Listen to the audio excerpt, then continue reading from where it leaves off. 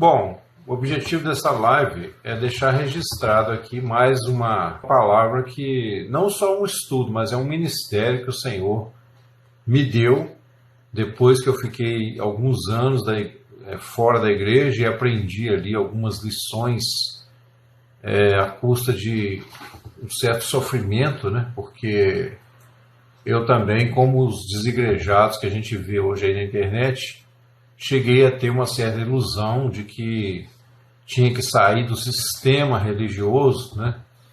Por entender que o sistema religioso está nas denominações. No entanto, o Senhor me mostrou que a verdadeira religião, né, que a gente fala no sentido pejorativo, né, pessoa religiosa, mas que às vezes não é madura em Deus, não é um problema que está dentro das denominações, é um problema que está dentro do coração do ser humano. Então você pode ser um religioso dentro da igreja, mas também pode ser um religioso desigrejado, né? E agora já estou inventando uma terceira via, se posso dizer assim, que é os divergentes, né? Já tem uns loucos aí inventando uma história agora, nem é desigrejado mais, agora é os divergentes. Quer dizer, eles divergem até dos desigrejados, né? Não sei onde que isso vai parar. Tá igual ideologia de gênero, né? Cada hora surge uma modalidade diferente. Então eu acho isso um absurdo e o que Deus tem colocado no meu coração é justamente mostrar que isso tudo é uma aberração, tá? E a gente precisa entender, pessoal, qual é a nossa verdadeira posição na igreja, para que você que é cristão, você que está lá na denominação, não fique, né, pensando nessa ideia que eles estão colocando de sair porque lá é uma religião, que a religião, em primeiro lugar, está dentro do coração do homem, como eu já disse. Tá? Não é porque o cara frequenta o templo que ele é automaticamente um religioso. O templo em si não é bom nem ruim. Tá? Já falei isso aqui. Então a gente precisa entender qual é a relação, inclusive, desse afastamento, né, esfriamento de muitas pessoas com relação à igreja constituída que está espalhada entre as denominações e qual é a relação disso com a questão da Santa Ceia que Paulo falou. Então, em primeiro lugar, antes de entrar no texto aqui de 1 Coríntios capítulo 11, eu preciso dizer o seguinte, que a ceia é uma coisa que o diabo também tem usado muita gente para tentar desvirtuar o propósito e o sentido, porque a ceia é uma demonstração, né, apesar de ser uma ordenança, né, não é uma coisa que tem um poder místico em si. Por exemplo, quando você come ali o pão, né, e o cálice do vinho ali, nós cristãos evangélicos, nós não temos aquela visão mística que infelizmente os católicos têm da transubstanciação do corpo de Cristo. Ou seja, os católicos, infelizmente, por uma manipulação, né, mística, por coisas que a Bíblia não ensina, eles têm um pensamento de que o pão e o vinho ali já santifica a pessoa, porque Jesus está ali transformado em carne na hora da ceia. Isso é uma grande aberração, né? Isso é um misticismo proveniente aí de crenças em pensamentos orientais que não tem nada a ver com a palavra de Deus. No entanto, mesmo a Santa Ceia sendo um cerimonial, sendo uma ordenança, ela tem um sentido que é muito transcendente e o Senhor Jesus fez questão que essa ordenança fosse mantida, tá? Vou dar um exemplo para vocês entenderem. Olha só, o casamento. O casamento, o que faz você amar sua esposa ou seu futuro marido, né? A sua futura esposa ou seu futuro marido, não é o ritual do casamento, ali na igreja, na frente do pastor, na frente do padre. Primeiro você descobre, né, pelo menos pelo certo, que deveria ser assim, que você deveria amar, você ama a pessoa com quem você quer se casar e a pessoa te ama. Então vocês vão fazer o ritual do casamento, vamos dizer assim, né, a ordenança do casamento, que nem é necessariamente bíblica, né, aquela festa como é feita hoje, e aquele culto, aquela missa, onde o pastor, o padre ali consagra os dois. Mas, independente disso, o mais importante é a gente perceber que não é ali na cerimônia que você vai amar a pessoa, né? E não é ali que você vai se tornar marido da pessoa de acordo com o que é certo, né? De acordo com o sentido da palavra literal, marido e esposa. Quer dizer, uma pessoa que vai assumir um compromisso, vai deixar pai e mãe, vai se unir a sua esposa, os dois vão se tornar uma só carne, né? Então as características de um marido e de uma esposa são diversas que você não vai ganhar ali no ato da cerimônia. No entanto, se você vai casar, você tem o entendimento correto, né? Ou deveria ter. Por que eu estou casando na igreja?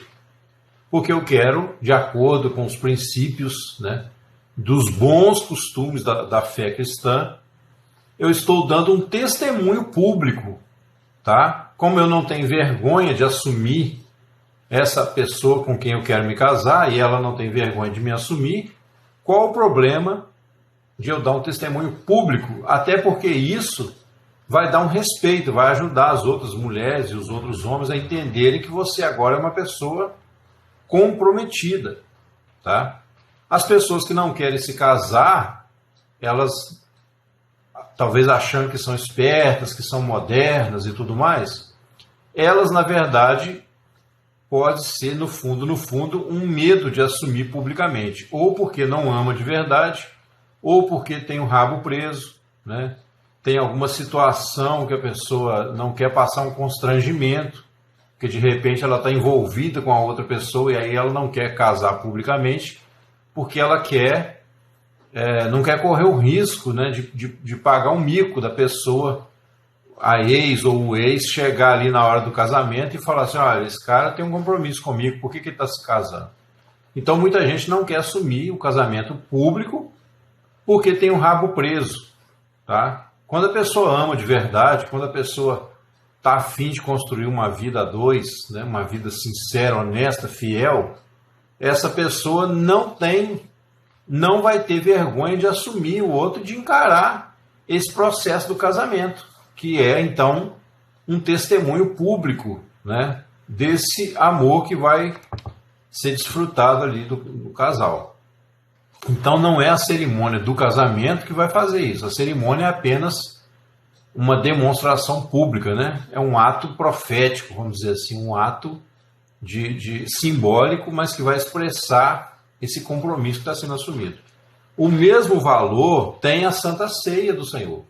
A Santa Ceia em si, né, você comer aquele pedaço de pão e aquele cálice ali de vinho ou suco de uva, isso não faz você ter comunhão com Cristo. A sua comunhão com Cristo, ela acontece dentro do seu coração se você tem o Espírito Santo, se você tem o temor de Deus. De Deus não se zomba, a Deus ninguém engana, né? Por que a Bíblia fala para você, então, não participar do corpo e do sangue do Senhor indignamente? Começa por aí. Começa por aí. Se você achar, por exemplo, infelizmente, na Igreja Católica, tá? E aí eu sou obrigado a falar, não porque eu estou aqui para perseguir católicos, só para a gente fazer uma comparação, para você ver um exemplo que nós temos claro de uma aberração que acontece, né, no catolicismo. As pessoas vão lá, tomam lá aquela hóstia, aquele, né, molhada ali no suco de uva, e elas não querem compromisso nenhum com Deus. A maioria, né, não são todos, tem católicos que são mais dedicados. Mas a maioria das pessoas, o cara sai dali, toma a hóstia, sai dali, vai pro botequim beber, vai farrear, vai dar em cima da mulher dos outros. Quer dizer, acho que Deus nem leva em consideração, né? Que ali não há uma instrução correta sobre isso. Mas quando nós nos voltamos para a Bíblia, pessoal, e aí vem a questão. O apóstolo Paulo, aqui no texto que está diante de mim, aqui no meu computador, né, em Coríntios, 1 Coríntios capítulo 11, ele vai explicar o perigo de você participar da Santa Ceia de modo indigno. Mas esse perigo não é o que a gente muitas vezes pensa. Às vezes você fica com tanto medo que você não olha, né? Você não procura instrução, você fica vendo fantasma onde não tem. Você fica vendo assombração onde não tem. Porque o perigo, muitas vezes, não é o que a gente pensa. Tá certo? Se você ouve, por exemplo, um barulho, né, de noite atrás da parede do seu quarto, Você pode pensar o pior, falar, nossa, tem um ladrão aqui, tem um assaltante querendo entrar aqui em casa. E de repente não é, de repente é um gato que pulou lá, ou alguma coisa que caiu, né? Mas você já está com medo, então você fica em pânico. Especialmente as mulheres, quando estão sozinhas em casa, né? Qualquer barulho que houve nesse mundo de hoje já pensa o pior. Então, com relação à Santa Ceia, se a gente não buscar conhecimento, e por que, né, desse perigo que Paulo nos alerta ali, e eu vou mostrar por que está ligado diretamente a essa questão das pessoas que hoje estão se afastando da igreja. Se a gente não investigar e não chegar a um entendimento correto, a gente vai ver fantasma onde não tem. Ou a gente vai participar do corpo e do sangue do Senhor de modo indigno, sem saber o que é. Porque a primeira coisa que as pessoas pensam é que participar da ceia de modo indigno é você estar em pecado. Ou então ter cometido algum pecado. Aí o que elas pensam? E infelizmente muitos pastores ensinam assim, né? Sem conhecimento, é lógico. Ah, não, você cometeu um pecado essa semana, você mentiu, então você não pode participar da ceia. Não é isso. Tá? Não é isso. Eu vou te provar por A mais B. Então, se não é isso, o que é? Bom, aí é o ponto que eu quero chegar. Primeiro, a gente tem que pensar o seguinte: quando você comete um pecado, né, se esse pecado é consciente, é mais complicado, porque você está com uma prática que não é boa. Então você tem que procurar confessar, buscar o Senhor em oração, pedir perdão, né, colocar um firme propósito no seu coração de não fazer mais aquilo, de não ficar pecando voluntariamente. Se você está pecando voluntariamente, aí você não deve realmente participar da ceia do Senhor. Por quê? Porque na ceia, Paulo fala assim, examine-se o homem a si mesmo e então coma. Né? Quando você tem condição de examinar a si mesmo e tomar uma atitude de arrependimento, de reconhecimento do seu erro, então você pode participar da ceia. O Senhor não ignora que nós, muitas vezes, pecamos por fraqueza, por ignorância. Então, se você pecou, né? Mas não é um hábito, não é uma coisa voluntária, não é uma coisa que você já sabe que vai fazer de novo e que você não quer mudar. Se não é esse o caso, você pode confessar ao Senhor: Senhor, essa semana eu briguei com, sei lá, com meu amigo, com a minha esposa, essa semana eu menti, tal, eu te peço perdão, eu não quero fazer isso, Senhor, eu quero continuar te seguindo e tal. E aí você fez um autoexame à luz da palavra, você reconheceu o seu erro, você sabe o que é o certo, você se propôs a fazer o certo, você se propôs a mudar, né, uma atitude sincera. Então, a Santa Ceia ela vai até te fortalecer, né, porque você está ali orando, você está examinando o seu coração diante do Senhor.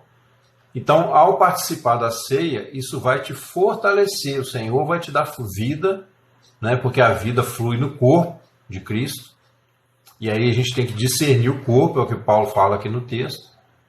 Então aí você vai ser até fortalecido para te ajudar a vencer aquele pecado. Mas por quê? Porque você quer mudar, você quer deixar aquilo ali. Se você não está querendo mudar, Jesus não vai te dar força para quê? Porque você não quer mudar. Então aí a Santa Ceia pode fazer um efeito contrário se você estiver pecando voluntariamente. Tá? A outra questão é você saber, né, nessa questão que o ritual em si não salva, o ritual em si não te dá nenhum poder espiritual, ali o ato de comer o pão, mas que a sua atitude correta é que importa. Por exemplo, Paulo começa aqui no versículo 17 do capítulo 11, falando assim, olha, nisto porém que vou dizer-vos, não vos louvo, porquanto vos ajuntais não para melhor, senão para pior. Porque antes de tudo ouço que quando vos ajuntais na igreja, há entre vós dissensões e em parte o creio. Então, quer dizer, se a pessoa já reuniu na igreja para discutir, para brigar, né, Deus perdoa pecados. Claro que sim, Ele nos perdoou em Cristo, né, e a Bíblia fala que estando nós já reconciliados, muito mais seremos salvos pela sua vida. Tá? João fala, se dissermos que não temos pecado nenhum, mentimos. Mas se confessarmos os nossos pecados, Ele é fiel e justo para nos perdoar e nos purificar de toda injustiça. Então, esse pessoal aqui estava se reunindo para discutir, para brigar na igreja, talvez por N motivos, vai-se lá saber. Ciúmes, fofocas, né? Então isso aí já era um problema que tinha que ser resolvido. Paulo está aqui chamando a atenção deles.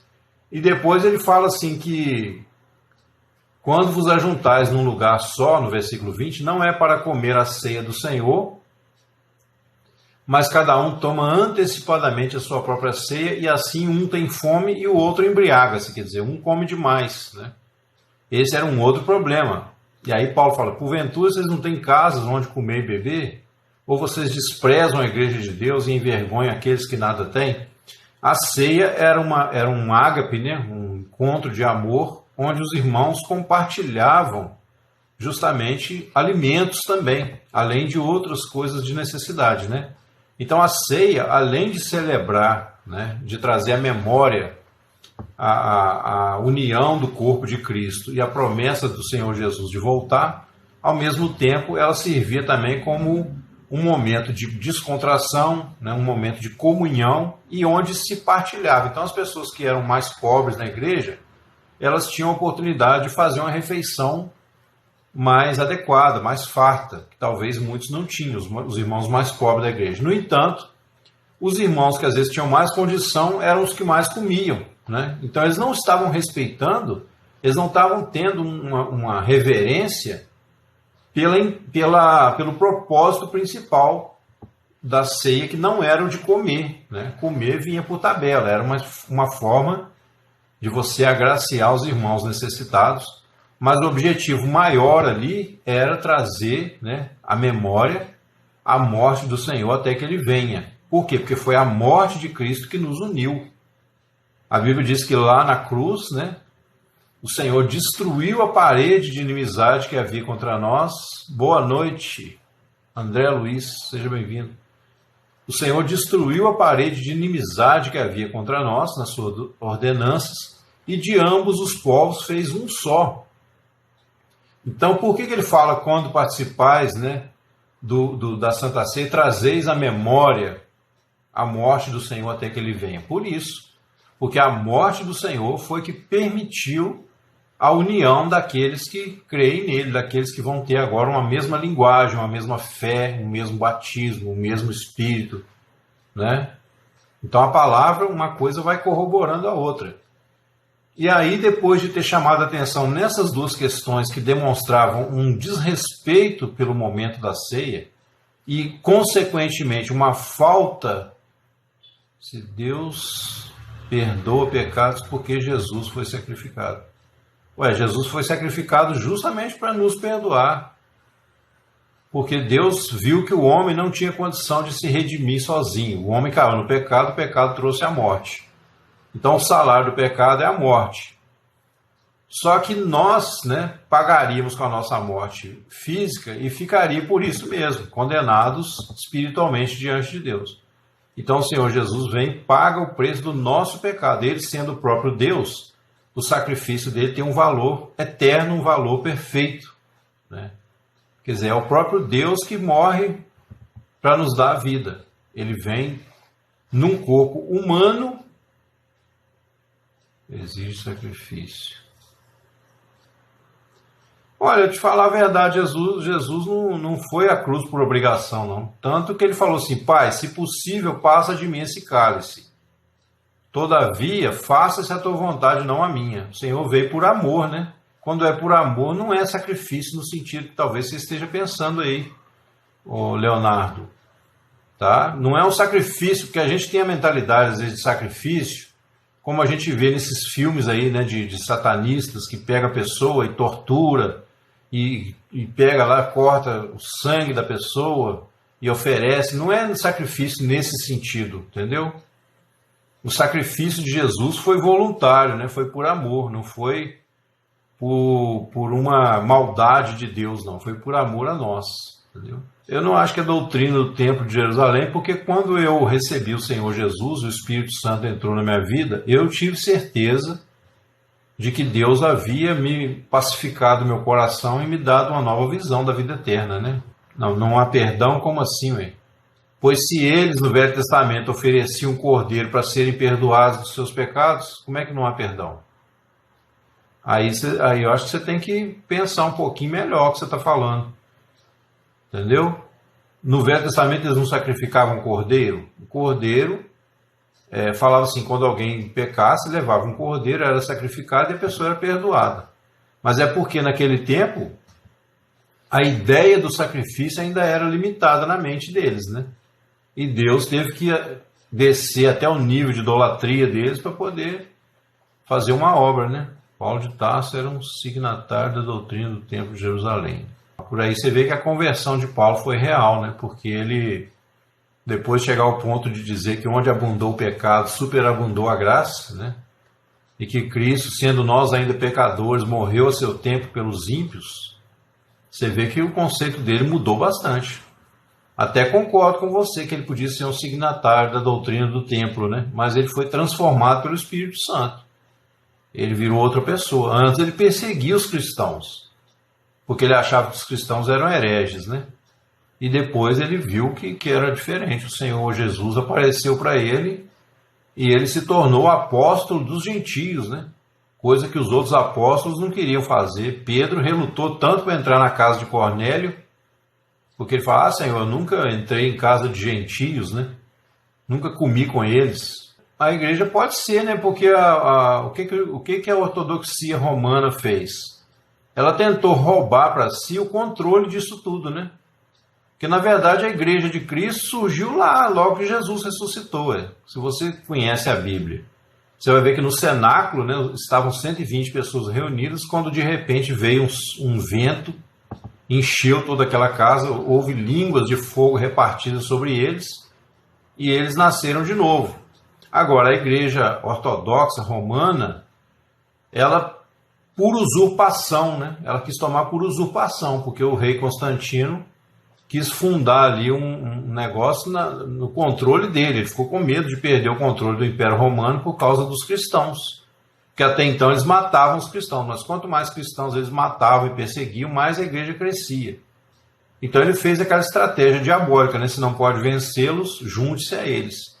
E aí ele teve uma suposta visão, falou que viu uma cruz no céu e que uma voz diz, com esse sinal vencerás. E aí ele oficializou, né, o cristianismo, ou seja, tornou o cristianismo uma instituição governamental. Entendeu? Mas isso aí não é culpa de Jesus nem do Evangelho, não. Isso aí são as aberrações dos homens, né? O diabo, com seus asseclas, ele sempre tenta tomar as coisas por usurpação. Você vê que o que é o Papa? O Papa é um cara que usurpou o trono de Pedro, né? E sendo que diante de Deus eles não têm valor nenhum. No Evangelho de João há uma diferença absurda. Claro que há, ué. A diferença absurda eu te explico, porque até Jesus padecer na cruz ali, ainda era o tempo da lei, né? Jesus falou que a lei e os profetas vigoraram até João Batista. E Jesus aí no Evangelho de João, né, ele fala da perspectiva ainda exatamente, o Papa é o líder da ortodoxia, mas não bíblica, tá? Ele é o Papa das bulas, das encíclicas, que são uma espécie de adulteração da lei de Deus, né, conforme o interesse deles, entendeu? Isso aí eu falaria em qualquer lugar, não tenho medo de falar, porque é a verdade. A Igreja Católica ela é uma instituição forjada em cima do cristianismo, mas com interesses políticos, interesses financeiros, né? Principalmente político, né? E depois financeiro. O intuito é manter a população, o povo, dentro de uma doutrina que eles possam continuar manipulando, porque o cristão ele é livre, né? O cristão realmente nascido do Espírito Santo, ele não cai nessas balelas, né? Não cai nessas furadas. Agora, você vê que até hoje a multidão segue o líder, né? A ortodoxia escolheu os livros que compõem o cânon e estabeleceu... cara, Deus usou a mula de Balaão, e aí? Deus usou a mula para repreender Balaão. Por acaso a mula ficou mais santa por causa disso? A Igreja Católica, como ela tomou o poder nas mãos, né? Deus falou assim, eu vou mostrar meu poder. Ela vai tomar o poder nas mãos, ela vai escrever, ela vai organizar os livros que eu quero que ela organize. E mesmo com toda a maldade, o poderio deles, eles acabaram reconhecendo os livros que eram mais importantes para a nossa edificação, né? Porque se Deus é fiel para inspirar a sua palavra, como ele não teria poder para preservá-la? Você acha que ele ia deixar algum, desculpa da palavra, né? Algum cagão como nós mudar isso, suprimir a verdade? Depende do que você está falando. Realmente o cristianismo, né? Tudo que termina com ismo acaba sendo uma ideologia. Então realmente o cristianismo pode não representar Cristo, porque Cristo está representado suficientemente na sua palavra e naqueles que o seguem, né? De verdade, aqueles que são nascidos do Espírito, né? A não ser que você não acredite nisso. Se você não acredita que a Bíblia é a palavra de Deus, aí realmente a gente está... Jesus é amor, perdão e acolhimento. Cristianismo, claro, cânon e ritos. Sim, Jesus é amor, perdão e acolhimento. Sim, claro. Mas, Leonardo, diga para mim aí, você crê que a Bíblia é a palavra de Deus ou não? Porque parece que você ou não acredita ou você acha que a Bíblia foi manipulada, né? E se a Bíblia foi manipulada, então a gente não pode confiar em nada, porque como é que a gente vai saber o que foi manipulado, o que não foi? Então não existe meio termo, ou a Bíblia é a palavra de Deus ou não é, né? O cristianismo é uma religião, mas o problema, cara, o maior problema da religião é quando ela está dentro da pessoa, né? Porque eu, por exemplo, eu frequento uma igreja evangélica, mas eu não me deixo enganar pelo pastor, se ele tiver, né? O meu pastor até parece que é bem honesto até hoje, eu não tenho nada que reclamar dele, não. Mas eu não me deixaria iludir, né? Por exemplo, eu não dou dinheiro na igreja, a não ser aquilo que eu quero dar voluntariamente, ninguém me força a entregar meu dízimo, entregar nada, entendeu? Eu nem me considero dizimista, porque eu acho que o dízimo já foi o tempo do dízimo. Acho que você tem que dar de coração, entendeu? Mas as pessoas caem na conversa dos falsos mestres, né? Não acredito que a Bíblia seja a palavra de Deus. João 1 diz que o verbo era Jesus. Tá, mas Jesus não falou a minha palavra? Aquele que guarda a minha palavra. Qual é a palavra de Jesus que nós temos que guardar? Porque de repente você está dizendo que a Bíblia, se a Bíblia, igual eu te falei, não é a palavra de Deus, então o seu amor com Jesus vai ser o quê? Um amor platônico? Né? Você vai ter um amor por Jesus sem nenhuma espécie de culto racional? Como é que funcionaria isso? Sim, cara, o verbo se fez carne, mas como é que você sabe que o verbo se fez carne? Através do livro. O livro, realmente, a Bíblia em si, isolada, ela não traz vida, não. Mas a Bíblia é a descrição do verbo, é a revelação do verbo. Porque você pegou isso na própria Bíblia, o verbo se fez carne, e não livro. Mas o livro já aponta para o verbo. Tá, então, você está falando do que você vê, da igreja visível. Porque a igreja invisível, só Jesus pode julgar, né? Só Jesus sabe quem são. Ele falou que tem um joio no meio do trigo, entendeu? Então a igreja visível é isso aí mesmo, é platônica muitas vezes, né? Porque se você vê o seu irmão necessitado e você não ajuda, você está tendo um amor platônico. Mas você tem que saber fazer o discernimento, e é justamente isso que eu estou falando aqui. Na Santa Ceia, você discerne o que é o corpo do Senhor, a igreja invisível, que ninguém pode tocar. Essa igreja são as pessoas que se unem a Ele através da fé, né? Recebem o Espírito Santo e se tornam novas criaturas, nascidas do alto.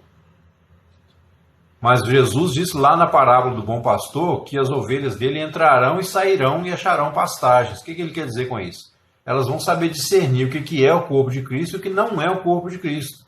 A ceia é um rito ortodoxo, mas porque eu expliquei aqui antes de você ter entrado, né?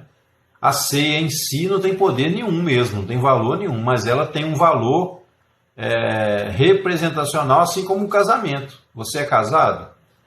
Se você é casado, ou você imagina o que seja um casamento, você sabe que não é lá no altar que você vai amar a pessoa, né? Não é o rito do casamento que vai fazer você ser feliz ao lado da pessoa. No entanto, se você não tem vergonha da sua esposa, da sua futura esposa, se você não tem um rabo preso de correr o risco de aparecer um amante na hora ali e falar que você está casando com outra, mas que você é dela, né? Se você não tem problema nenhum você casar publicamente. É até bom que você dá um testemunho diante de todos que você está assumindo uma pessoa e que você está disposto a ser fiel àquela pessoa. Qual o problema de você casar na igreja?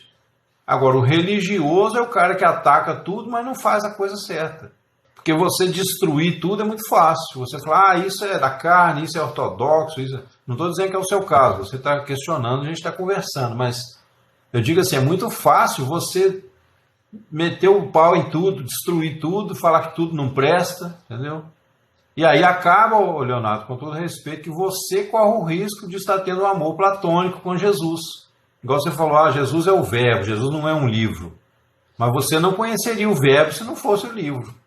Esse conceito que você tem já mostra que a Bíblia foi necessária para você, para te mostrar que Jesus é o verbo que se fez carne. Então você não pode jogar fora. A palavra isoladamente, ela pode se tornar uma letra morta. Igual Paulo fala, a letra mata, mas o Espírito vivifica, certo? Agora, quando ele fala que a letra mata, ele está falando de você. Não, tudo bem, eu estou acostumado, né, conversar com ateus que questionam a palavra e, em parte, até que a gente se respeite. Eu acho isso bom da sua parte, que você não é um cara fechado, né? Mas você tem que avaliar, cara, que existe uma transcendência que você não vê do lado de fora, entendeu? O corpo de Cristo é muito mais do que as pessoas que estão ali dentro de uma denominação. Quando a Bíblia fala do corpo de Cristo, ela fala de pessoas que são transformadas pela fé nele, né? Pessoas que foram tiradas da visão desse mundo e que têm uma outra visão, né? Uma visão superior. Entendeu? Porque você ir só pela Bíblia, sem um discernimento espiritual, realmente você vai cair no buraco. Entendeu? Porque a Bíblia ela foi escrita assim, ela tem, por exemplo, lei, né? Ela tem justiça, mas ela tem também a transcendência, que é a parte do amor, do perdão, da misericórdia.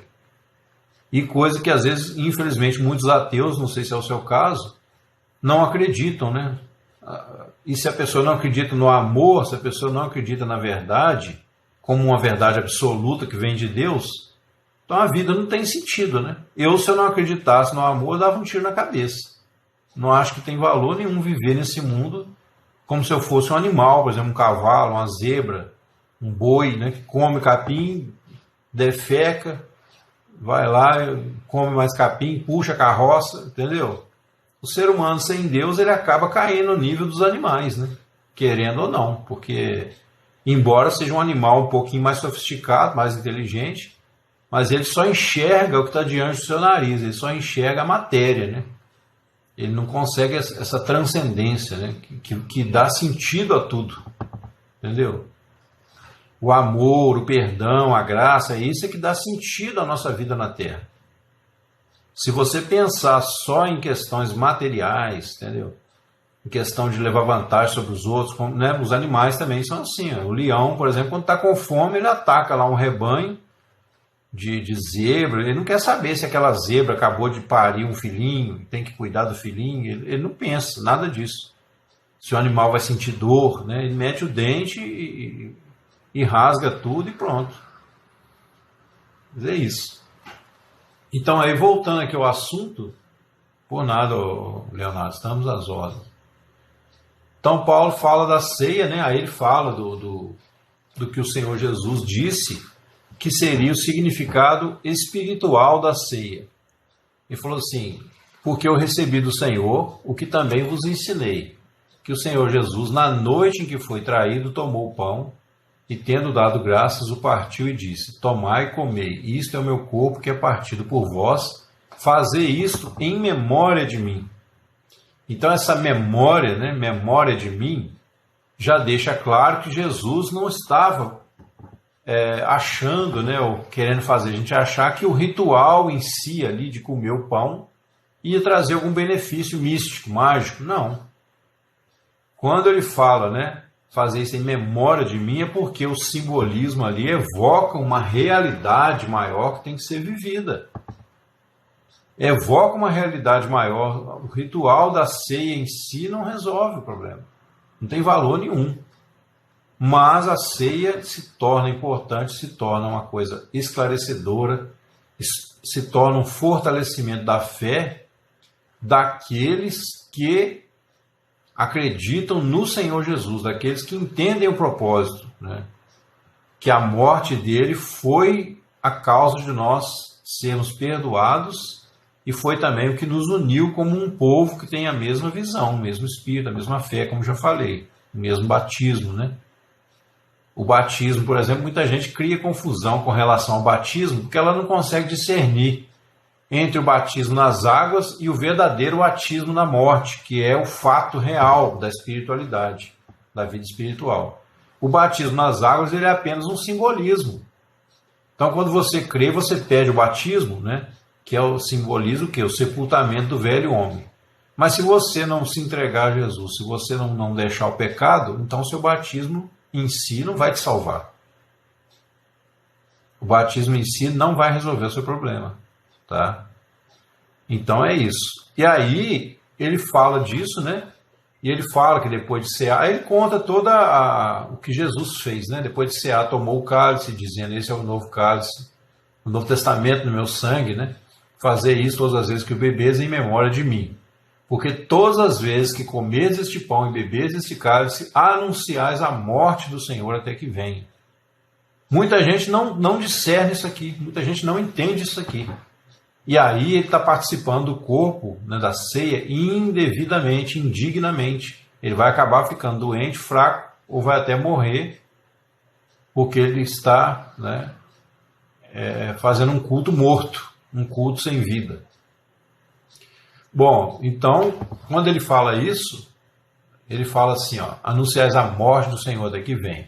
Foi o que eu falei, a morte do Senhor que é a solução para todos os nossos problemas, né? Começa na morte do Senhor, que ali ele pagou a nossa dívida. Então, a primeira coisa que você tem que discernir. E depois ele fala assim, porque qualquer que comer este pão ou beber o cálice do Senhor indignamente, será culpado do corpo e do sangue do Senhor. Tá? Depois, lá na frente, ele vai falar o que é esse comer indignamente. E é aí que é o ponto que a gente tem que entender, pessoal. E eu vou falar isso aqui mais vezes, na medida do possível, né? Eu vou deixar essas lives, vou baixar essas lives, vou deixar aí disponível, porque essa palavra vai servir para salvação ou para condenação de muitos, né? Não estou preocupado se você vai ignorar, se você vai ouvir. Eu vou falar enquanto eu tiver força, enquanto o Senhor me permitir, eu vou estar aqui falando, né? E essa palavra vai ser de testemunha a seu favor ou contra você, certo? Bom, então ele fala assim, examine-se o homem a si mesmo e assim coma deste pão e beba do cálice. Então, o fato de você examinar a si mesmo, você viu que você quer mudança, você viu que você está andando com Jesus, que você realmente não quer, né, continuar no pecado voluntariamente, então aí você pode, mesmo que você tenha cometido algum pecado, você está apto, porque você fez um autoexame, você pediu perdão ao Senhor, você está apto a participar da ceia, porque você está trazendo à memória o valor da morte de Jesus. Tá?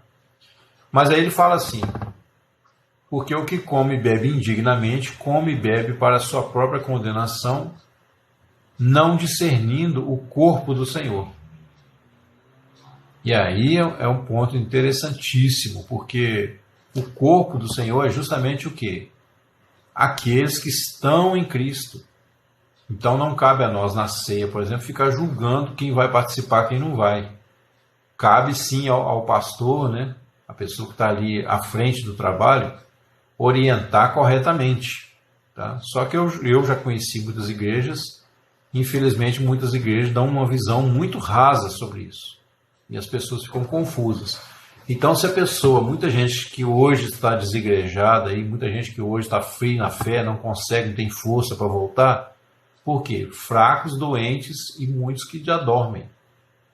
Então isso aí não é do nada, não. Essa fraqueza, essa preguiça, essa indisposição de voltar para a igreja, esse medo, né? É porque você participou muitas vezes da mesa do Senhor indignamente e com isso você está fraco, doente e não consegue voltar. Isso é muito sério. Isso é muito sério. Pedro Xavier, seja bem-vindo. Isso é muito sério, entendeu? Então a gente tem que discernir o corpo do Senhor. O discernimento do corpo do Senhor passa por uma visão, né, holística do que é a igreja, uma visão universal, cósmica, tá? Escatológica do que é o corpo de Cristo, para que a gente não se perca aqui embaixo, nos meandros da religião. Tá? Muitas vezes as pessoas têm uma vida religiosa igual barata tonta, quando você joga remédio para matar as baratas. A pessoa corre de um lado para o outro porque não tem uma visão mais panorâmica da coisa. O corpo de Cristo que está na terra atualmente, né, são as pessoas que nasceram do Espírito Santo, que têm o novo nascimento e que seguem a Jesus em espírito e em verdade, o adoram em espírito e em verdade. Amam a sua palavra, né, estão sempre buscando mudar, se aperfeiçoar, né, no processo de santificação. Só que não cabe a nós julgar quem é e quem não é. Nós só podemos julgar os atos que nós vemos.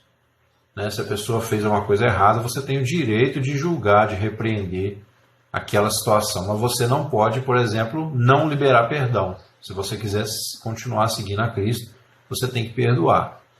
Você tem que repreender. Você tem que... Todo mal que você vê, você tem que, né, se posicionar. Você tem que ter a sua posição. Mesmo que você não fale em algumas situações, dependendo, mas você se posiciona conscientemente que aquilo está errado.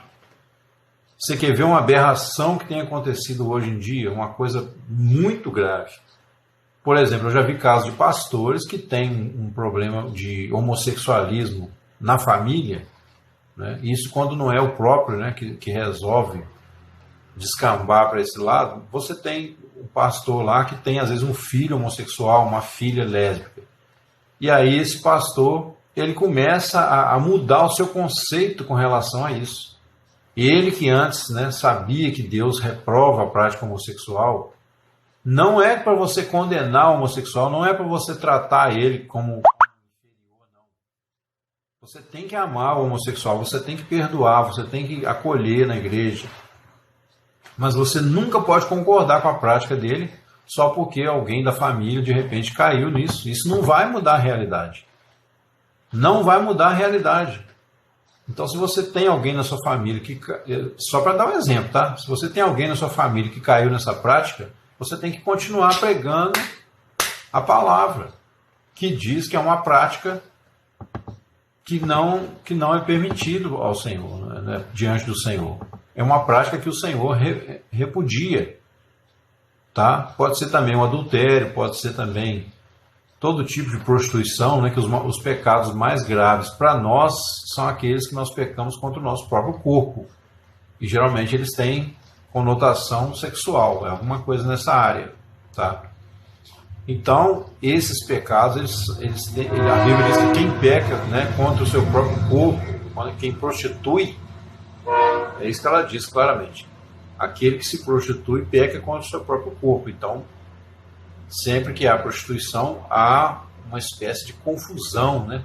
Porque você mistura suas emoções com a pessoa com quem você teve relação, você acaba levando um pedaço da pessoa, a pessoa leva um pedaço seu. Então, no mundo espiritual, há uma ligação de almas. E se você se envolve com uma pessoa com problemas, você vai estar carregando uma parte dos problemas daquela pessoa. Então, você não pode alterar a palavra de Deus. Não é porque alguém da sua família caiu numa situação dessa, ou você mesmo, né, caiu no adultério, por exemplo, e você começar a maciar na pregação contra o adultério. Não, se você não foi tratado, não foi liberto disso, se você continua, né, pregando na igreja, mesmo estando em adultério, você já era, você tá correndo um grande risco diante do Senhor.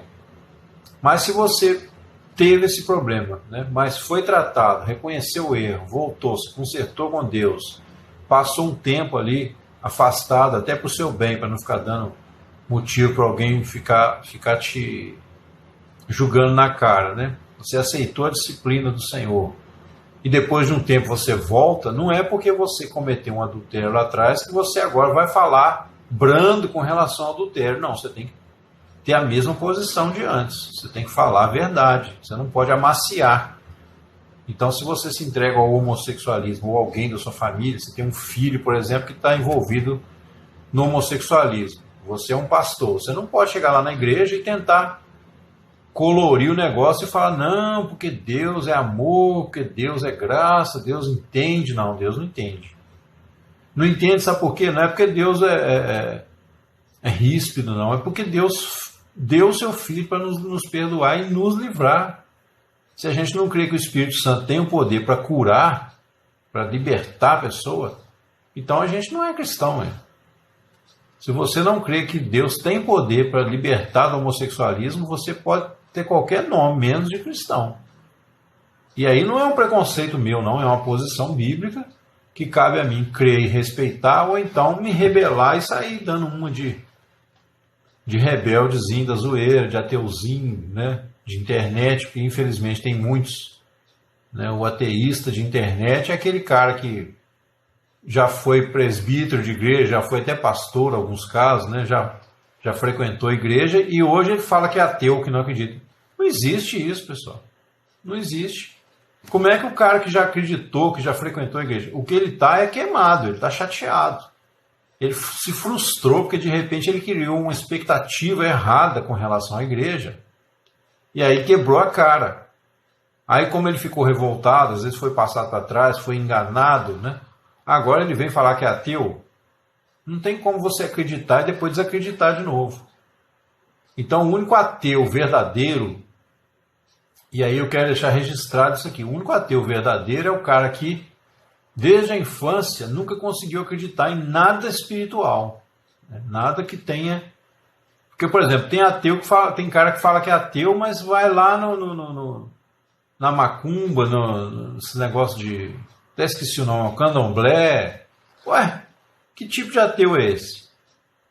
Não, o ateu ele não consegue acreditar. E muitas vezes o verdadeiro ateu ele é até uma pessoa bastante humilde. Eu já conversei com pessoas que eu fiquei com compaixão, porque eu vi que era um ateu legítimo. A pessoa até tentava acreditar, a pessoa ouve a gente, sabe? Você começa a falar, a pessoa fica te ouvindo. E às vezes você vê nela ali uma tristeza, um desespero, né? Que ela gostaria de acreditar, mas não consegue. É muito raro um ateu verdadeiro. O resto é tudo gente, entendeu? Revoltada, gente que... Ou então que já quer mesmo, né? Uma desculpa para viver no pecado. Então a melhor coisa é eu tirar da minha cabeça esse negócio de Deus, porque Deus, se ele existe, um dia eu vou ter que dar conta dos meus atos. Então ele conscientemente, né, ele acaba decidindo, fala, não, eu vou tomar uma atitude, eu vou largar esse negócio de acreditar em Deus para lá, e vou posar de ateu, porque eles inclusive não se conformam em serem ateus. Eles ficam aí na internet tentando destruir a fé dos outros, né? Aí você pode ver, por exemplo, que os homossexuais, esse pessoal dessa área, está sempre andando junto, né, com os ateus. Por quê? Porque o que eles estão buscando é uma coisa em comum. Eles querem provar para os outros que Deus não existe, para que eles tenham liberdade nas suas consciências de fazer o que eles acham, o que convém ao seu erro, né? Poxa, não é porque eu tenho uma fraqueza, não é porque eu não sou capaz de, por exemplo, de não mentir, que eu vou falar que Deus não existe. Não, eu tenho que falar, Deus existe, eu estou em dívida com Ele, eu sou um mentiroso. Eu tenho que admitir que eu sou um mentiroso, porque aí, né, tem mais chance que o Senhor me cure daquele mal. Se eu ficar mentindo, fingindo para mim mesmo, quando é que eu vou mudar? Nunca. Entendeu? Tudo isso passa pelo discernimento do corpo do Senhor, porque para você discernir o corpo do Senhor, você tem que saber que, primeiro, só Jesus que nos dá a nova vida. Essa vida aqui na Terra, ela já está caminhando para o abismo, né?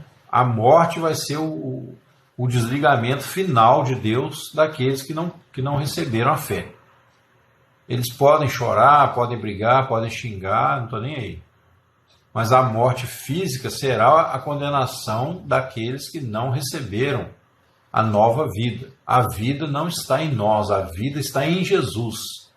João fala isso muito claro na sua carta. Ele fala, quem tem o Filho tem a vida, quem não tem o Filho de Deus não tem a vida. Então não adianta a gente chorar, a gente tem que acordar para a realidade. Você não pode viver de fantasia. Enquanto você viver de fantasia, você não vai ser curado. Eu vivi de fantasia muitos anos, tá? Porque seguia mais o que eu pensava, né, do que o que a palavra de Deus diz, entendeu? E às vezes distorcia um pouco o sentido do texto para caber na minha, né, na minha condição até então escravizado por muitas coisas. A gente acaba tentando se justificar, né? Agora, você torcer a palavra para se justificar é um grande pecado. Jesus falou assim, ó, ai daqueles, né, aquele que pegar os meus mandamentos e distorcer, ensinar errado, terá grande responsabilidade diante de Deus. Então, a questão, pessoal, de discernir o corpo de Cristo para que nós não sejamos condenados quando participamos da ceia, não é só o fato de eu não cometer alguns pecados. Mesmo com alguns pecados que acontecerem involuntariamente, por fraqueza, eu posso participar da ceia, desde que eu examine meu coração à luz da palavra e me arrependa e me disponha a não continuar escravo daquilo. Esteja sempre disposto a mudar, né? Só no caso de continuar pecando voluntariamente, se a pessoa sabe que não quer mudar, ela não deve participar da ceia, ela deve buscar primeiro uma transformação, tá? Pelo Espírito Santo, pedir a Jesus que dê a ela um novo coração, né? É aquela história do arrependimento do pecador. É melhor você ir ao Senhor e bater no peito e falar, tem compaixão de mim, Senhor, que sou um pecador, do que você querer posar de espiritual na igreja e continuar escondendo o seu pecado de Deus. Não adianta.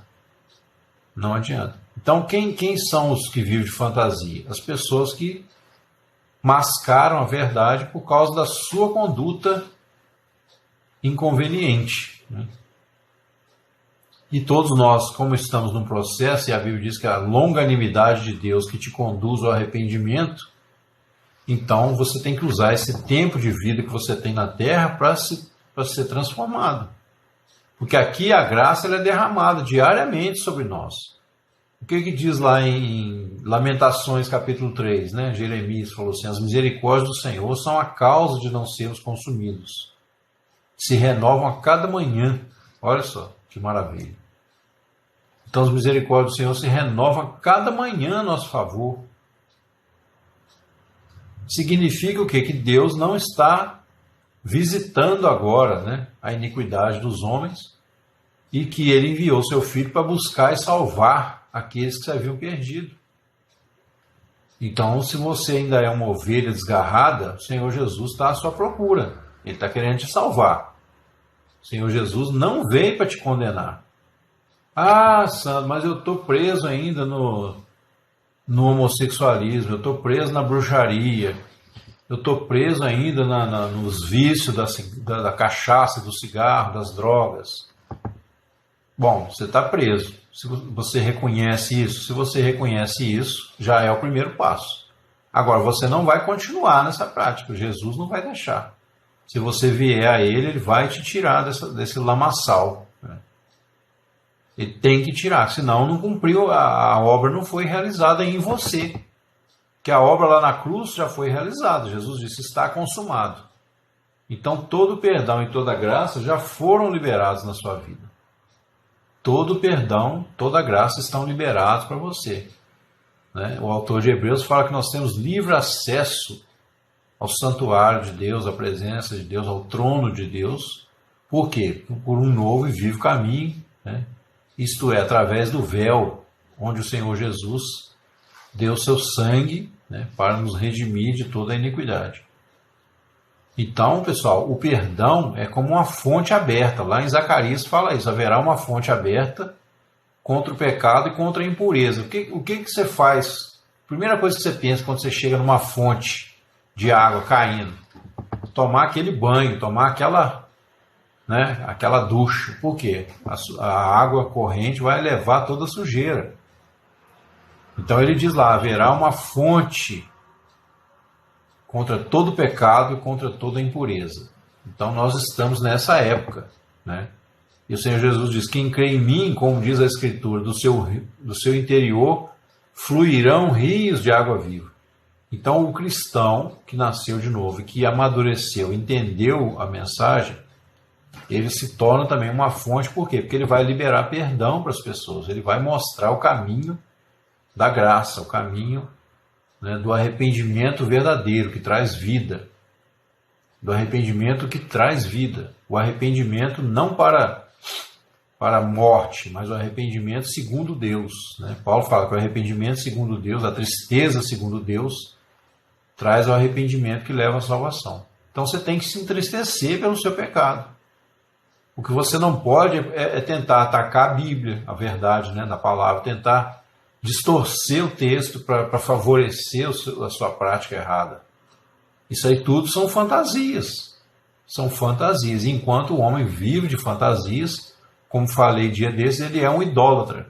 A raiz da idolatria é justamente isso, é uma distorção que vem lá do id, né, lá da infância.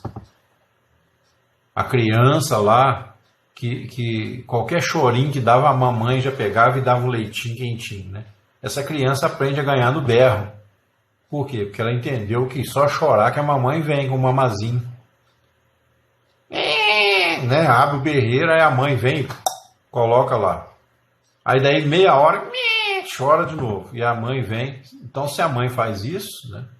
Ou se ela também despreza demais, deixa a criança jogada, né?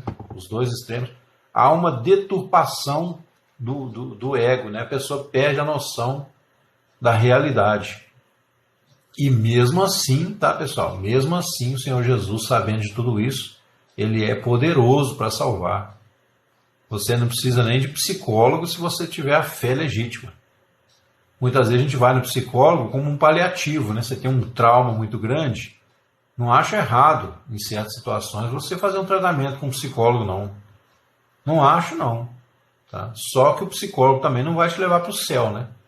Ele pode fazer você ir todo engomadinho para o inferno. Ele pode fazer você ficar todo bonitinho, cheirosinho, aquele cara, né, terno e gravata lá, todo social, todo bem-vindo na sociedade, um doutor, né? Mas se o coração não for tratado, aí é complicado. Então, o corpo de Jesus, o corpo místico de Jesus, são o quê? São as pessoas que estão espalhadas entre as denominações. Ah, mas e o desigrejado? Aí chegamos ao ponto de falar, né, algo que muita gente não vai aceitar, vai chorar, vai berrar, justamente por quê? Porque essas pessoas estão vivendo de uma fantasia. Por mais problemas que você tenha na igreja, como denominação, se você sai e fica desigrejado, você está correndo um sério risco de ser um apóstata. A não ser que você, né, recentemente sofreu um baque muito grande e você ficou desorientado, né, foi passado para trás, foi humilhado, você saiu machucado, mas você não se conforma em ficar caído fora da igreja, você está querendo voltar. Então, nesse caso, ainda é menos perigoso, mas quando você se conforma com essa situação e ainda justifica o fato de ter saído, acusando todo mundo lá de religioso, você já se colocou como juiz, então você não é mais um pecador que precisa de ajuda, você já é juiz, e se você é juiz, você está concorrendo com o trono de Deus, entendeu? Porque você está julgando todo mundo lá dentro. Ah, não, eu saí porque hoje eu tenho uma visão, eu não vivo mais na religião, porque eu entendi, né, os mistérios da conversa fiada, conversa fiada. Você não entendeu, foi nada. Se você saiu e está aí, inclusive, coisa que eu não fiz, mas que tem muitos atrevidos fazendo hoje, né? Aí na internet, aí tentando arrebanhar o povo para sair da igreja. Ó, você, cara, você está incorrendo no pecado de Acã. Acã, Datã e Abirão lá, os que se levantaram contra Moisés, e a terra abriu a boca e engoliu aquela turma. Não brinca com isso não, Alan. Não brinca não, porque, entendeu? Igual eu falei, eu fiquei um tempo fora da igreja, eu realmente fui muito machucado, passei por uma situação muito difícil, mas não soube resolver. Fiquei uns tempos fora da igreja.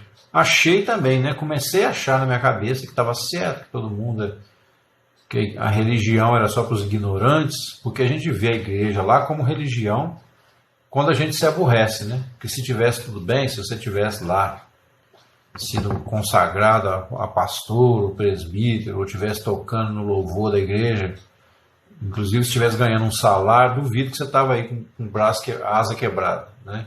Mas de repente você criou expectativa, te deram um pé no traseiro e você se azedou porque você não discerniu, né, que o pecado é próprio do ser humano e que dentro da igreja também você vai ter capeta lá, você vai ter falsos mestres, falsos obreiros, né? Você vai ter de tudo dentro da igreja. Você vai ver o diabo tocando cavaquinho no púlpito da igreja.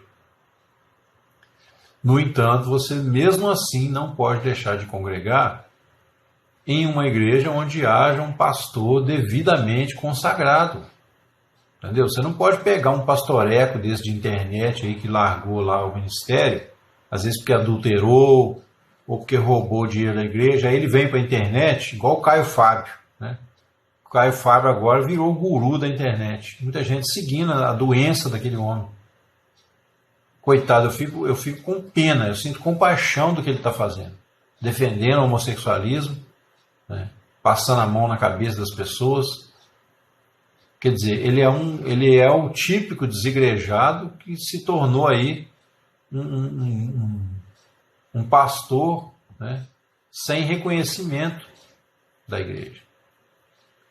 Então o problema maior dele não foi ter tido aquela queda lá atrás. O problema dele foi que ele se tornou cínico e ele se amargurou e se afastou. Não quis passar pela vergonha, né, de reconhecer o seu erro, esperar um tempo de Deus, esperar um tratamento de Deus e voltar humildezinho com o rabinho no meio das pernas, não por causa dos homens, mas por causa do temor do Senhor. Ele não quis, então ele se tornou cínico, ele se tornou uma pessoa amargurada, que fica lá, quase igual aquele, não sei se vocês lembram daquele Pantaleão, né? Ficava lá com o pé em cima da cadeira, um personagem do Chico Anísio antigo, por volta de 1945, não sei o que, eu caçava o viado. Quer dizer, o Caio Fábio, até a voz está parecida com a do Pantaleão. Então fica lá aquela figura, né, desfigurada, espiritualmente falando, e tentando destruir a vida dos outros. Entendeu? É provável que ele não esteja totalmente consciente do que ele está fazendo, senão talvez não estaria, né? Mas é o que está acontecendo. Entendeu? Então a igreja de Jesus não é bagunça, tá? Embora as pessoas estejam espalhadas dentro das denominações, embora existam igrejas já totalmente mortas, e aí se você tiver o Espírito Santo, Deus não vai deixar você cair nessa canoa furada, porque tem igrejas que já morreram, né? Tem igrejas que estão ali de corpo presente, prega a palavra, tem toda uma liturgia, mas o Espírito Santo já não age ali mais. E quando eu falo o Espírito Santo não agir ali mais, não é igreja de reteté que você achar que aquilo ali é poder de Deus, não. Tá? Estou falando quando a palavra entra no seu coração e te transforma. A profecia que eu dou ênfase é sempre a pregação da palavra. Bom, mas enfim, então a pregação da palavra, né, a pregação da verdade que liberta, é a profecia por excelência. Essa profecia que você entrega particularmente, né? Ah, Deus mandou te dizer, irmão, que ele vai fazer. Isso aí você tem que ter cuidado. Você nem precisa falar na hora da reunião, porque se é específica para uma pessoa, você não precisa levantar e fazer show na igreja para todo mundo achar que você é o profeta, né? Não, você espera terminar a reunião, porque o espírito do profeta, a Bíblia diz que ele está sujeito ao próprio profeta. Então, se você tem uma profecia específica para alguém, você termina a reunião, você procura aquela pessoa, irmão, durante a reunião, Deus me mostrou isso, isso e isso, eu vim aqui te falar, né? Procura no particular. Por quê? Porque você não quer posar de prognosticador, né? O prognosticador é aquela pessoa que quer ver o futuro, que quer revelar a vida das pessoas e quer fazer isso para se promover na igreja. Mas quando eu falo para você procurar uma igreja séria, né? Uma igreja...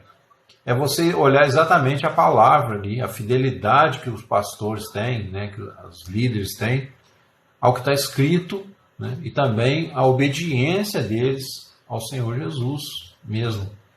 Né? Se eles são pessoas tementes, pessoas piedosas, né? Por exemplo, você reconhece um pastor piedoso quando você vai questionar alguma coisa com ele e ele não te despreza. Tá?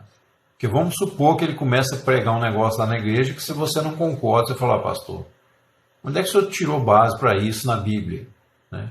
Aí, se ele for um falso profeta, ele já vai falar assim, irmão, você está me questionando? Você está achando que eu sou o quê? Né? Então aí, levantou o rabicho, você já sabe que é sinal de alerta.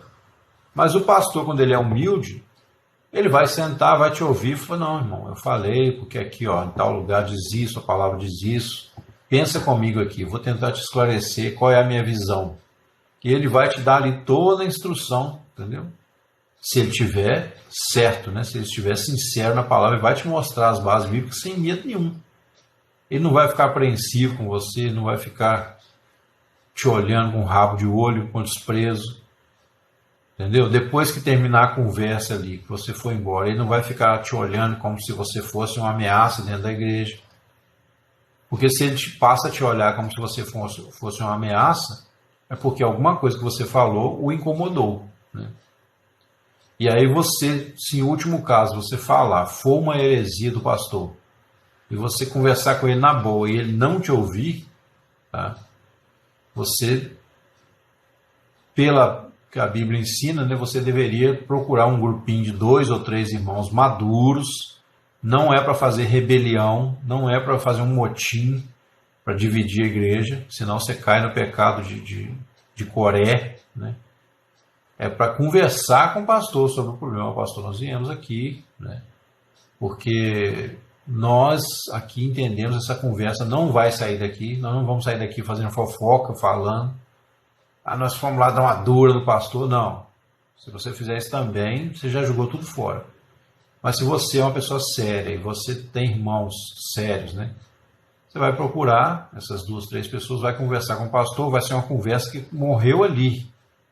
Morreu ali. Se você levar para fora, você já cometeu um pecado que pode ser irreversível as consequências. Tá? Pronto, conversou. Aí mesmo depois disso, o pastor não te ouviu, né? Escarneceu, ficou olhando, ficou julgando indireta no culto, na pregação, falando que tem um bando de rebelde na igreja.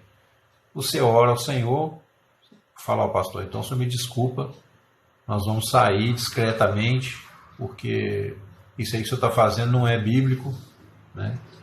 E nós vamos procurar uma outra igreja para frequentar.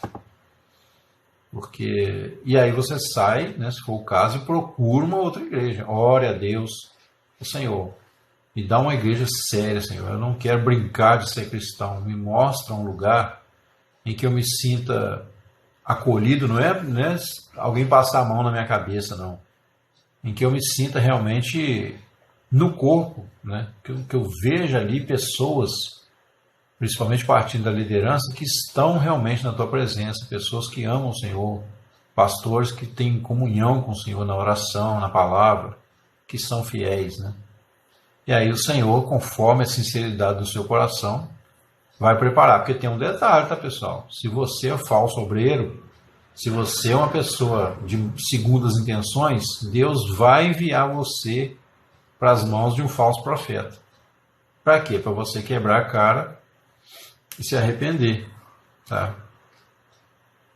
Então a sinceridade do seu pastor que você procura vai dizer muito sobre você mesmo. Se você sabe que um determinado pastor tem problemas, entendeu? Desvio de caráter, de conduta, e você fica lá do lado dele, é porque você está querendo alguma coisa também incorreta. Tá? Então você tem que pensar o seguinte, não, eu vou colocar todo o meu coração diante de Deus na sinceridade. Falar, Senhor, eu quero um pastor que mesmo que ele puxe a minha orelha, mesmo que ele me dê uns cajados de vez em quando, mas que seja para a minha cura, que seja para o meu amadurecimento espiritual, para a minha santificação. É melhor um pastor que chega e fala a verdade com você do que esses que só profetizam bênção, né? Amor, amor, e na verdade estão escondendo a verdadeira intenção, né? Quando o pastor elogia demais, você pode ficar desconfiado. Então, pessoal, tudo isso passa por uma maturidade de você saber o que é o corpo do Senhor. Quando você participa da ceia, você discerne o corpo do Senhor, porque primeiro que você não está em pecado voluntário, você quer servir o Senhor, você está ali para celebrar a morte do Senhor, você sabe que a morte do Senhor é o único meio para você ter entrado no corpo de Cristo, né? E a morte do Senhor também quebrou a parede de separação, tanto que nos separava dos irmãos, como que nos separava também de Deus. Então a morte do Senhor Jesus é o véu, né, que foi rasgado e que nos dá livre acesso. E você discerne também que as ovelhas, elas ouvem a voz do pastor. Elas entram e saem, ou seja, elas discernem o que é o corpo de Cristo e o que não é o corpo de Cristo. Elas discernem, elas sabem que dentro do corpo de Cristo, ali na igreja, tem o joio, tem o trigo. Opa, Dudu, tudo bem? Ali no corpo, né? Ali dentro da denominação em si, que não é boa nem má, tem o joio e tem o trigo, mas que não cabe a você condenar ninguém. Você pode julgar as profecias, as palavras que as pessoas falam, os atos errados. Aí você tem que reprovar, você tem que repreender, você tem que exortar. Mas mesmo que você exorte alguém que está numa prática pecaminosa, mesmo que você repreenda, você tem que ao mesmo tempo também perdoar, você tem que ter paciência, continuar na esperança, como Paulo instruiu Timóteo, né, que eles se arrependam e venham alcançar o conhecimento da verdade. Você não pode julgar a pessoa fora. E o desigrejado, muitas vezes, ele faz o contrário. Ele não joga fora ali, mas ele sai e condena todo mundo que está lá. Como se a denominação em si fosse o religioso, né? O fato de você frequentar 4 paredes, se fosse um religioso. Não existe isso. Às vezes o cara é um desigrejado religioso, porque ele não está discernindo o corpo de Cristo, ele está fazendo motim aí na internet, tirando um monte de gente que mal está conseguindo escapar do erro. Aí vem o desigrejado e fala com a pessoa: sai da religião, sai dela, povo meu, como se estivesse citando acertadamente o texto lá de Apocalipse. Quando ele fala sai dela, povo meu, é você sair do quê? Você sair do erro, sair da idolatria, sair, entendeu? Dessa vida maldita, né, que o mundo vive, essa vida sem discernimento de Cristo. Porque a religião, por exemplo, o catolicismo romano, como religião instituída, ele já é, por base, né, já começou errado lá atrás, já nasceu errado. Então ele é, sim, uma grande parte da Grande Babilônia. Talvez seja o maior representante da Grande Babilônia, porque nasceu errado, né? Foi criado um monte de rituais, como adoração de mortos, adoração de santos, missa pelos mortos, né? Adoração a Maria, adoração de santos que nem existe, foi coisa inventada, né? Santa isso, Santa Rita, Santa aquilo outro. Então, a Grande Babilônia, ela é retratada, olha só, ela é retratada em maior, né, com maior clareza pela Igreja Católica, mas isso não nos exclui de termos, né, Grande Babilônia também dentro das igrejas evangélicas. O que nos livra da Grande Babilônia é a vitória em Cristo na nossa vida. É o Espírito Santo nos tirando do espírito desse mundo. O que Tiago fala? Se alguém quer ser amigo do mundo, constitui-se inimigo de Deus. Então, por exemplo, se uma pessoa está dentro da igreja para levar vantagem, para ganhar dinheiro, para roubar, essa pessoa está na Grande Babilônia. Então, o cristão nascido de Deus, né, a verdadeira ovelha de Jesus, ela entende isso, ela discerne isso. Então, quando ela participa da ceia do Senhor, ela participa de modo digno.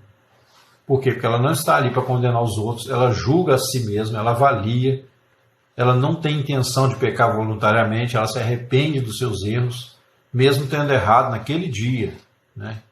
Mas se não é a sua intenção, se você não vive na prática daquele pecado, você pode ter pecado no mesmo dia, que você pode sim se arrepender ali, examinar o seu coração diante de Deus e participar da ceia. Porque ali na ceia não é um julgamento, ali você está anunciando a morte do Senhor, você está justamente dizendo assim, gente, eu só permaneço no corpo de Cristo porque a graça está constantemente chovendo sobre mim. Então essa morte é que liberou a graça para mim. Então eu estou aqui, pessoal, dizendo, olha, eu continuo acreditando nessa morte. Eu continuo apegado ao fato de que o Senhor Jesus não há outro nome dado entre os homens pelo qual importa que sejamos salvos e que sem Ele eu não tenho mais a quem recorrer.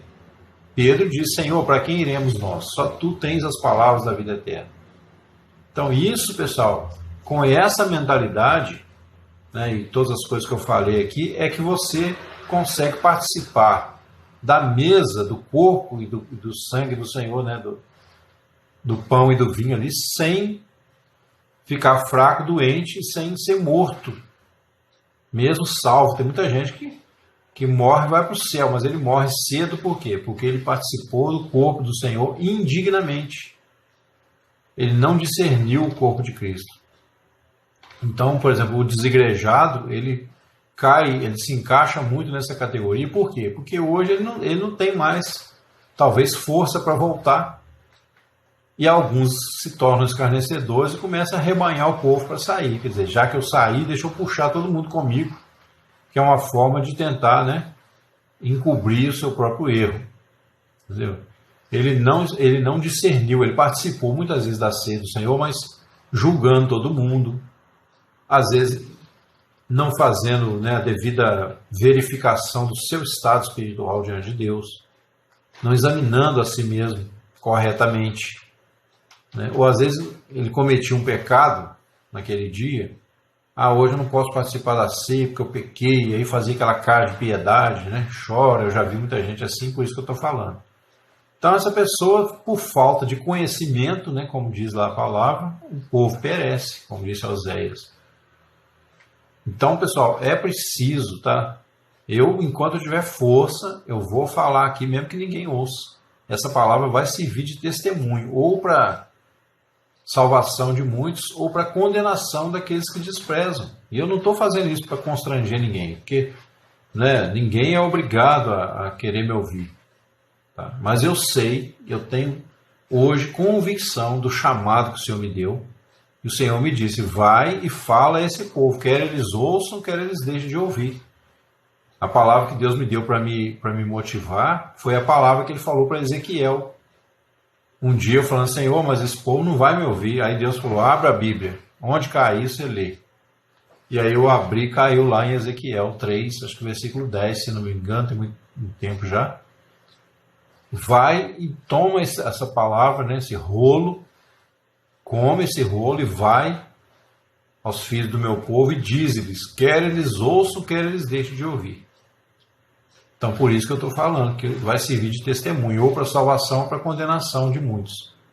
Aqui no TikTok, né, como nas outras redes, mas aqui parece que está uma febre maior no momento, o pessoal só rolando para baixo, para cima, procurando alguma coisa para satisfazer o comichão dos seus ouvidos. E aí você vai encontrar aqui na internet, né, especialmente no TikTok, muitos falsos profetas que estão só profetizando só coisa boa, né?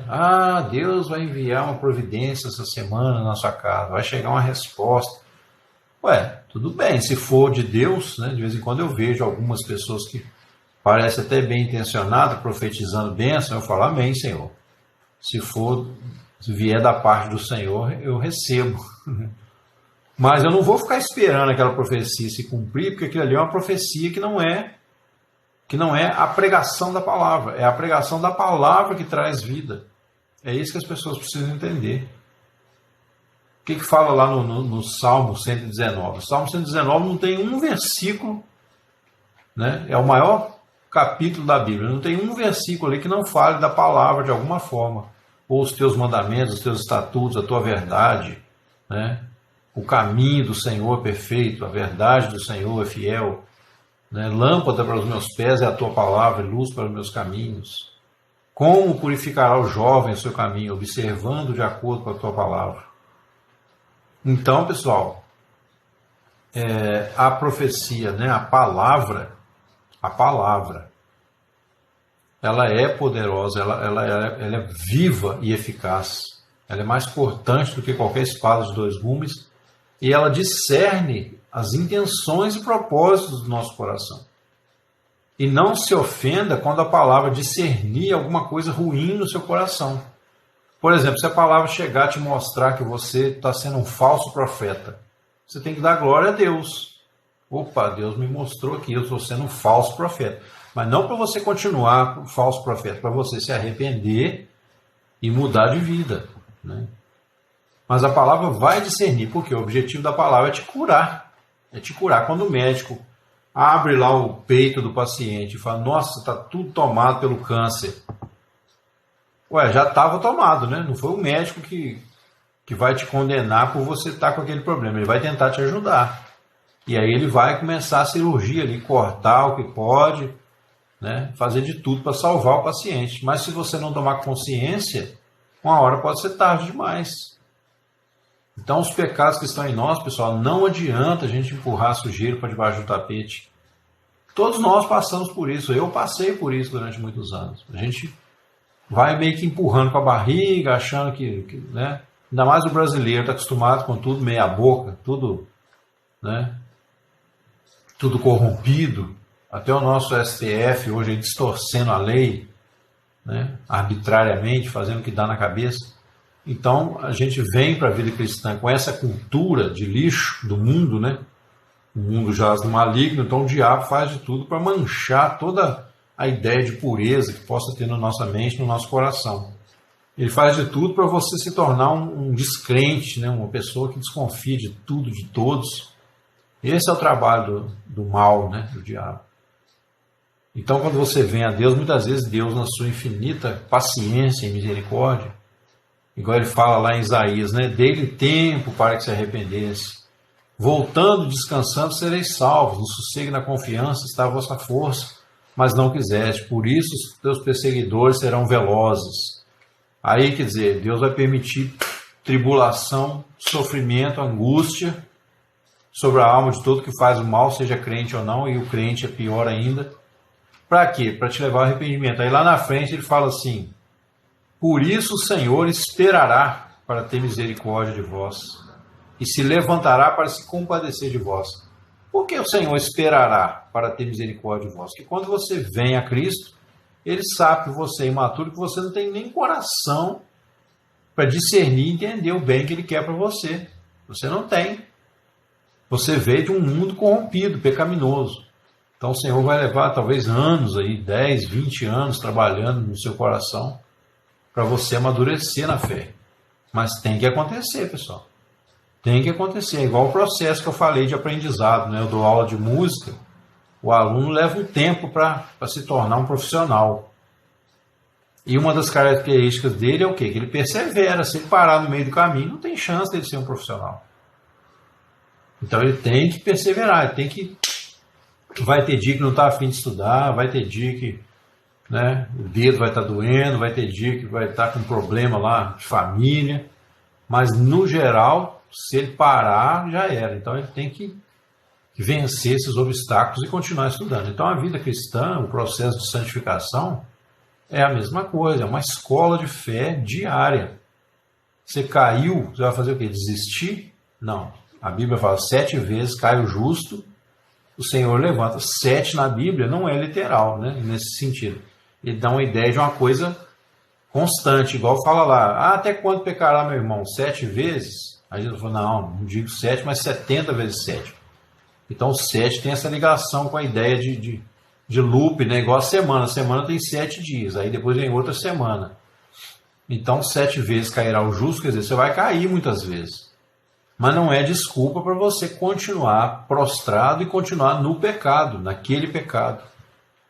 Muitas vezes, certo tipo de pecado que você comete, ele vai te despedaçar. Você vai passar um período de sofrimento na presença de Deus, né?